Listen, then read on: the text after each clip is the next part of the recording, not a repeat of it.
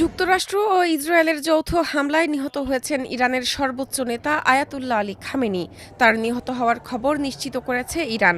১ March সকালে ইরানের রাষ্ট্রীয় সংবাদ মাধ্যমে এই খবর প্রচার করা হয়। বিবিসি জানিয়েছে, সর্বোচ্চ নেতার মৃত্যুতে ইরানে ১ মার্চ থেকে ৪০ দিনের রাষ্ট্রীয় শোক ঘোষণা করা হয়েছে।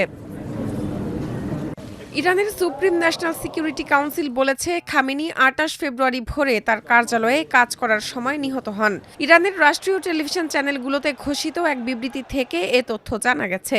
এর আগে উপগ্রহ চিত্র বিশ্লেষণ করে বিবিসি ভেরিফাই নিশ্চিত করেছে, তেহরানে লিডারশিপ হাউস কম্পাউন্ডের কিছু অংশে উল্লেখযোগ্য ক্ষতি হয়েছে। এ কম্পাউন্ডেই খামেনির কার্যালয়। তার মৃত্যুর জন্য যুক্তরাষ্ট্র ও ইসরায়েলকে দায়ী করেছে ইরানের সুপ্রিম ন্যাশনাল সিকিউরিটি কাউন্সিল।